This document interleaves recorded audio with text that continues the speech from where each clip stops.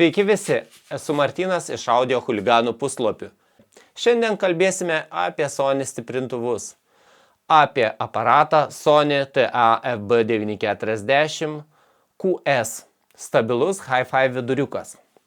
Kas tai per aparatas, kuom jis įdomus? Pristatome QS seriją Quality Standard. Ką tai reiškia? Tai vidutinės klasės stiprintuvos. Tai buvo Sony atsakas į vartotojo norą turėti kažką geriau nei plasmasinis muzikinis centras, bet neišleidžiant didžiulių pinigų, kaip už ES serijos, kuris kainuoja čiut ne automobilio kainą. Jis atrodo taip rimtai, kad tavo svečiai pagalvos, jog tu tikrai nusimanai apie garsą, net jei jungsi prie senų automobilinių garažo kolonėlių. Kodėl QS serija buvo tokia svarbi? Bandymas nuleisti ES lygį inžinierinį į vidutinę klasę. B940R yra šios evoliucijos viršūnė. Pasirodė apie 2000 metus. Kablys. Ar jis iš tiesų skamba kaip ES serijos Sony aparatai, ar tai tik geras marketingas? Konstrukcija ir vidus. Viduje esantis toroidinis transformatorius yra vadinamas bando, tai tas pats gamintojas, kuris tiekia transformatorius rimtai aukščiausios klasės medicininiai įrangai. Tai parodo, kaip rimtai Sony kompanija žiūrėjo į QS serijos maitinimo grandinę. Antra, MOSFET galios tranzistoriai. Šio modelio arkliukas. Jie pasižymi lempoms būdingų skambesio charakteriu, bet išlaiko turimo tranzistorinę galę. Sąlyginai rimti komponentai. Ten man patiko kondensatoriai, bet nepatiko radiatoriai. Manau, šitie radiatoriai viduje esantis yra per maži, kad atlaikytų 80 RMS vatų. Tai jeigu ilgiau paklausysite atsukę rankenėlę daugiau negu 12 valandų, matyt šitas stiprintuvas greitų laiku jums išeitų iš rikiuotės. Tai yra vienas iš rimtų grinai analoginių Sony stiprintuvų prieš prasidedant skaitmeniniai erai.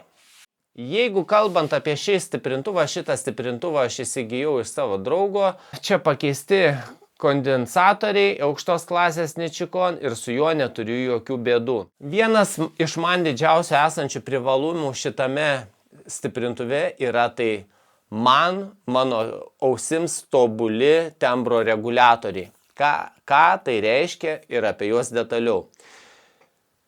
Jo pasyvūs tembrų reguliatoriai, kol kiti gamintojai šioje kainų kategorijos stiprintuvuose naudoja pigius aktyvius sprendimus, kurie prideda triukšmo, Sony QS serijoje inžinieriai čia įdiegė grandinę, kuri veikia neįtikėtinai švariai.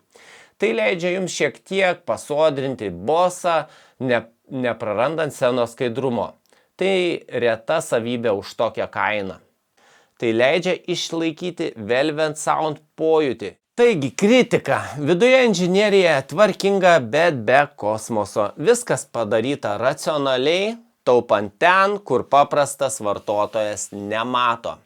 Kaina pardavimo metu Europoje kainavo apie 700–800 Deutschmarkių Vokietijos arba maždaug 350–400 svarų sterlingų Jungtinėje karalystėje. Populiarumas.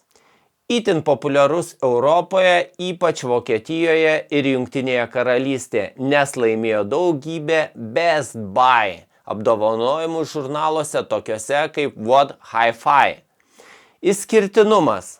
Tai buvo stiprintuvas skirtas konkuruoti su Arcam ar Kirus, bet siūlantis japonišką surinkimo kokybę ir funkcionalumą, turintis anglišką skambėjimo braižą.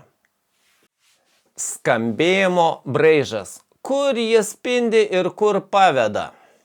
Aukšti ir vidutiniai dažniai, vien tik pliusai.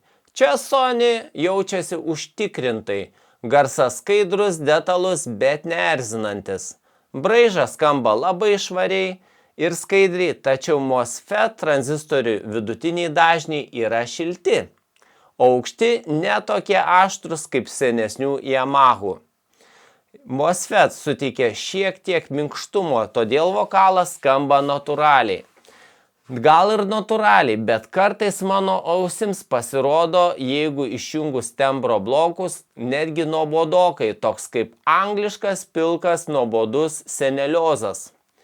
Žemi dažniai, minusai. Čia būkime atviri, mėsos trūksta. Bosas yra tikslus, bet jam trūksta svorio ir tos smūginės energijos, kuri priverčia krūtinę vibruoti. Tai ne tas aparatas, su kuriuo norėtum drebinti kaimynų lubas su techno muzika.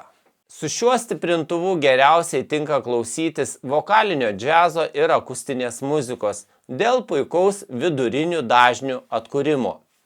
Klasikinė muzika dėl geros scenos erdvės vadinamo soundstage'o.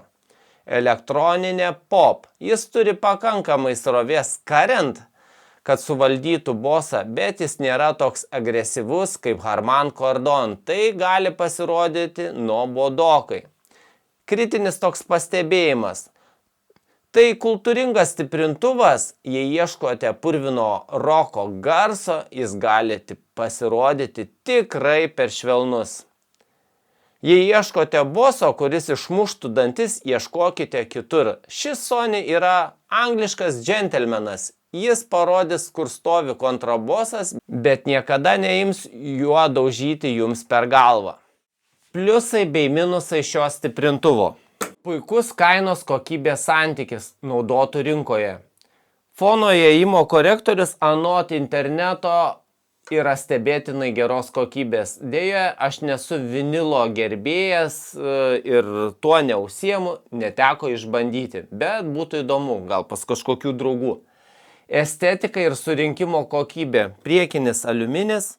Minusai – garsiakalbių terminalai. Nors atrodo solidžiai, jie yra plastikiniai ir linkę lūžti, jeigu kaišiosime tenai storius kabelius. Distancinis valdymas, garso reguliatorius su varikliuku, čia yra, kartais yra per grubus, sunku nustatyti labai tyliai. Anot interneto platybių, šitą Sony stiprintuvą siūlo jungti su tokiamis kolonėlėmis kaip Dali, Waterdale, vengti tokių kaip kolonėlių aštriai skambančių, kaip Klipsch, Audio Monitor. Verdiktas ir kaina šiandien. Priklausomai nuo būklės šiandien jis kainuoja nuo 150 iki 250 eurų. Tai vienas geriausių pasirinkimų norint įžengti į hi-fi pasaulį, neišleidžiant tūkstančių.